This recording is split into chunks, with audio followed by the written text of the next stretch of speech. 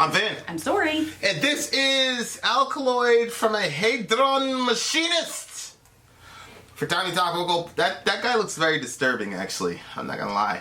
For Tiny Topical Political Commentary, you can hit us up in Middle America with Vin and Sori. Well, it depends.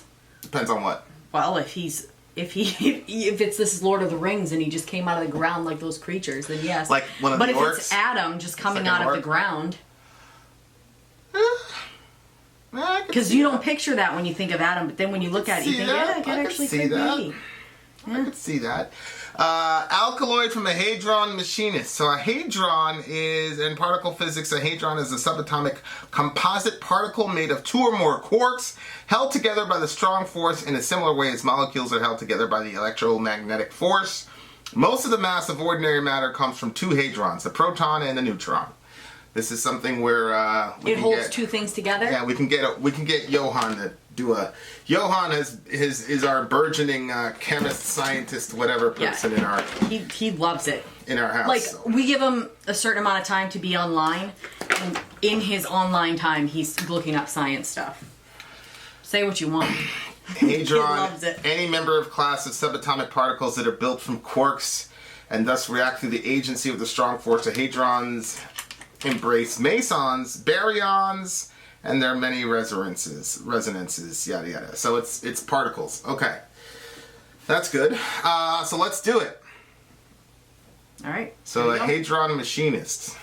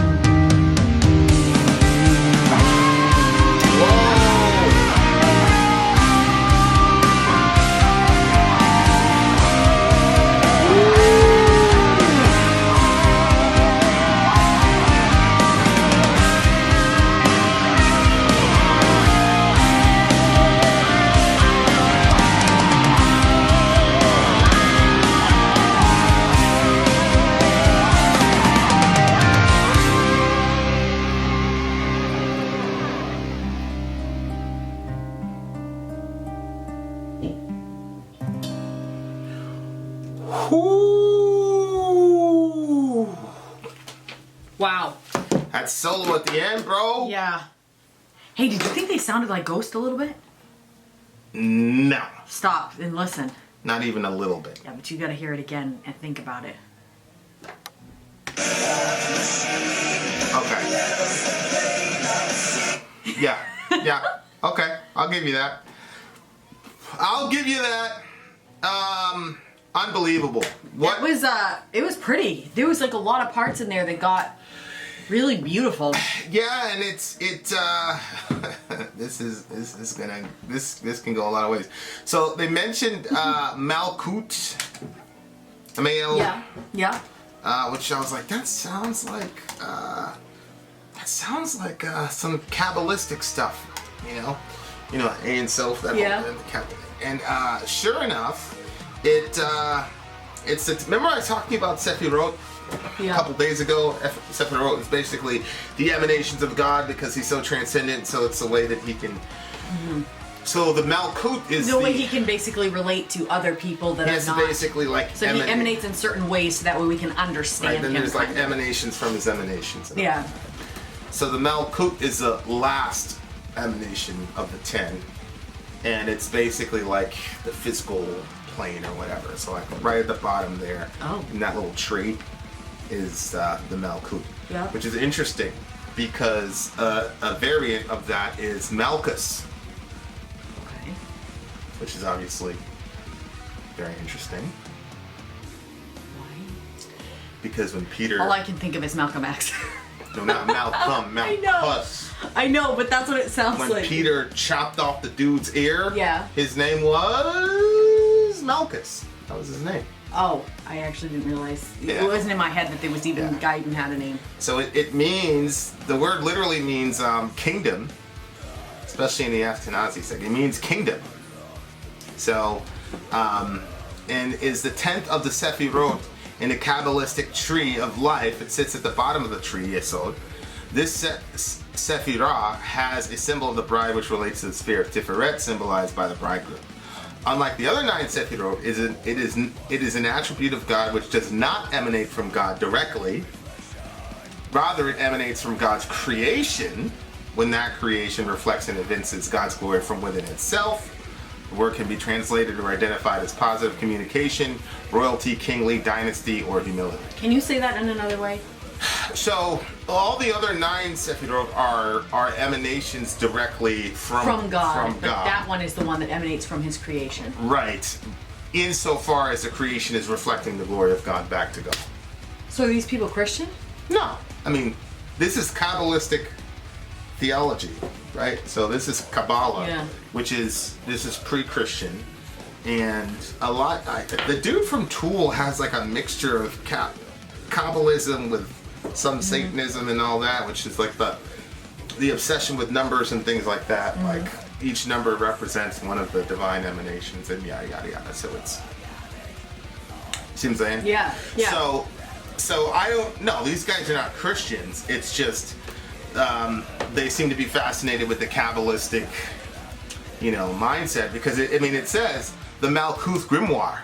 So it's right there. It's So I think it's talking, and Carbon, Hadron Machinist, like organism, Orgonism, Dyson Sphere 2. You know what I mean? Like so it seems like it's talking about like the material world. It's dealing with the carbon, hadron. Like these are particles or whatever. So it's dealing with the material world in a sort of, I don't know. It's kind of like a marriage between science and theology to some degree, I think. So it's very, very interesting. At the beginning, you read the definition for something. From what I understood of it, it was like the force that kind of brought two things together. Yeah, it's a hadron particle or whatever. Okay, because of hadron right there. Well, what's interesting is the course is really cool when it says, sincere, your organic thought machine levels the plane obscene. So your body would then basically be the machine that carries your thoughts around. Right? So your organic thought machine levels the plane obscene. I can feel the deafening silence, a string alliance elusively real.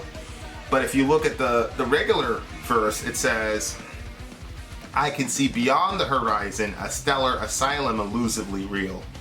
So he's saying, it looks like he's saying there's something beyond, the stars, but the stars basically form some sort of like asylum, like almost a place where you're trapped. Because if our world is the 10th, the lowest emanation of God, then there's like 9 other ones that we're not aware of or whatever, that we're not conscious of. And so he's saying that I think it's his way of saying that there's something more out there, which obviously we agree. Yeah, I always had this weird feeling ever since I was probably somewhere around 12 years old when I started feeling this way, maybe before, but that's kind of roughly where I remember, where I would go outside and I would stand under the stars, and I loved looking at the stars, but then all of a sudden I would get this feeling that I was trapped in this bubble, like almost like when you make one of those little what do you call those things? Dioramas. Put the little, but there's another name that everybody uses, and they put it like the frog in there with all the little things. We just called it a diorama. We didn't call that a diorama. I can't remember what we called it, but it wasn't that. It was. Okay. So anyway, but you kind of get that feeling that you're kind of in one of those, like kind of the dome. You're like kind of trapped in there, and then from that, I would have this feeling of also being trapped within like this physical body, and it was like a weird feeling because it wasn't something that anybody had ever like talked about, but I think that it was me trying to understand the connection between your body, your soul, and your spirit, and how the spirit and the soul they extend further than the body does. The body has the limitations that the soul and the spirit don't have, so you're just feeling those limitations and then looking up at the sky and feeling like it's limited there too. It's amazing to me that people who don't know the origin of consciousness can almost like de fide, like ex cathedra, declare that there's no consciousness after the end of your physical body. It's like, you even know where consciousness came from. How can you say that? You know what I'm saying? And then like when you deal with like the DMT and all that stuff, it's like, what are you talking about? Like it's crazy to me. It's like, even if I was not a Christian, like I would never say something like that. Of course, today I had an epiphany in the shower where I am abandoning the term supernatural. I'm done with it. Oh, you've talked about this before. Yeah, but I couldn't. But you finally I couldn't find nomenclature that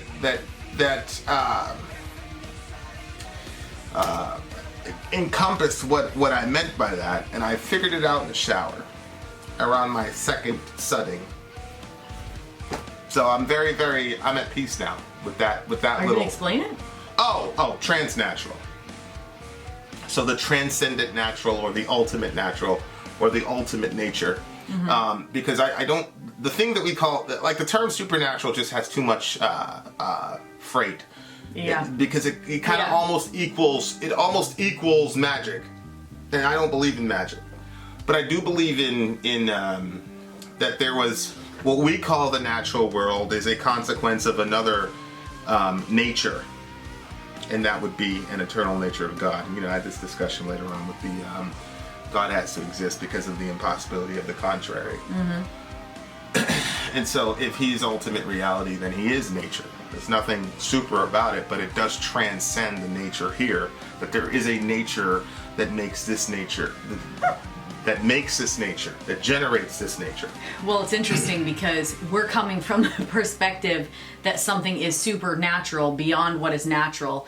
But really, if God existed before all of us, then you're right. Then he is what is natural, and we are beneath what is natural. Correct. Right. So when I say transnatural, it means it transcends our nature. That doesn't mean that it's like magic or whatever. It just means that there was a nature. It's more closer to the original. It's more nature before this nature. So, so there you go. So am I getting what you're saying? He's more natural, and we are sub-natural. Well, natural has the term nature in it, right? And so like his nature is the original. It's nature in the prime. It's ultimate reality. Yeah. Right? You know, Plato's sort of dilemma about the unmoved mover, the uncaused first cause, whatever you want to call it. I don't believe that matter is eternal, and neither do most physicists. And so, if matter is not eternal and we exist, then there could never be a time when there is ever nothing. You know, I just had this conversation with a guy. You're like, you're very patient. But if that's true, then there was a nature that generated this nature and is beholden to the laws of nature. And so when a miracle happens in the Bible, it's just God, you know, the transnatural world, you know, interfacing with what we call the lower natural world. But that's not magic. Because I'm certain, like, if you looked at the particles that Jesus was walking on when he was walking on the water, I am certain that if we could test that, we would see something funny going on, that we would be able to go, oh, that's what happened. You think so? Oh, 100%. Same thing with his resurrection body. I'm certain. That's why I said, like, in the new world, then scientists... when that person said a blood sample, why was that so weird to you? Because my issue was... that wouldn't convince you because you would come up with some other explanation for it. Oh, I was like, I don't think that there would be anything supernatural in Jesus' blood if you had a blood sample. Well, I do think that if you were to look at what was happening with his cells in, let's say, day 2 of him being in the tomb, and day 3 when he resurrected, that you would see something. I would agree with that. I don't think it's just magic or woo-woo. I just think it's that if God exists and he is as intelligent and brilliant as we think, then he does everything in an orderly fashion. The laws of logic are just the basic ways in which God perceives reality. So logic is God's mind, morality is God's heart, basically. So it's just how God perceives reality. Yeah. And that's what the laws of logic are, and that's why we base the scientific method on. That's why I told the guy, like, we're never going to have a scientific discovery that violates the laws of logic because the scientific method is beholden to the laws of logic. Right. So that is, like, literally in itself irrational. It's like literally irrational. So anyway, so I appreciated the song because of the marriage between, it seems, at least as a template, you know, Kabbalistic thought is, you know, one part philosophy, one part, you know, drug-induced. I mean, it was literally drug-induced, you know, theomania and you know. And it's very interesting, like, the people in the modern world seem to be, they're not really big fans of Christianity per se or even Judaism, but a lot of modern people, especially artsy people, love Kabbalah for some strange reason. It's very interesting. Yeah. And I don't know if it has to do with how complex it is, because it's an extremely complex thought system. But it makes sense.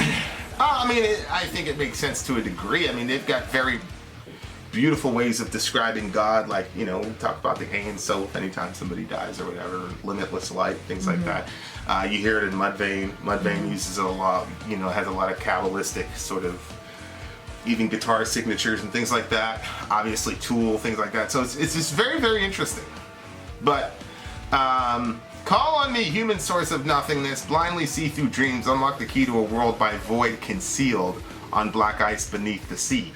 See, like, I think it's like talking about going somewhere and recognizing that this is the bottom, this is the lowest emanation of the divine being. So whether it's going, like, beyond the sea, like underneath whatever's under the sea, or whether it's going past the stars, he's saying there's something bigger than what's happening. And then obviously from Malkuth earth reborn walks the one to marry moon and sun be one reflection. What does that mean? It sounds beautiful, but I literally have no clue what it means. Well, I don't know who the one is, because I'm not that deep into Kabbalistic theology, but that should be very interesting. But from Malkuth earth reborn, which would be the lowest emanation of the Sephiroth, of the 10, walks the one to marry moon and sun. I have no idea who the one walking is. I have no idea. There's moon and sun in Kabbalistic literature a lot of times speaks for... Go ahead, I'm sorry. The one to marry moon and sun be one reflection. The only place where the moon and the sun... No, that wasn't right. Never mind. Well, I mean, again, that's an eclipse, right? When the moon and sun come together, that's some sort of an eclipse. Yeah. One reflection. Of what does the sun yeah, that would be an eclipse. Of what does the sun sing of the time of its eclipse? The sun is saying, the sun when covered by the moon stood in its abode. They walked to the light of your arrows by the shine of your glittering spear. I'm assuming the you there is God himself. Moshe, Rabbi Moshe ben Yosef Ditani, known as Mabed, is a halachist and Kabbalist of Tzat in the 16th century, explains, the sun sings its praises to God for the bad just as it does for the good. Even as it is struck by the moon standing before it, blocking its light, the sun remains in its place with all its light. It is only that the moon interposes between us and that light. The moon, on the other hand, is not that way. When the earth stands between it and the sun, it has no light, for all of its light is from the sun.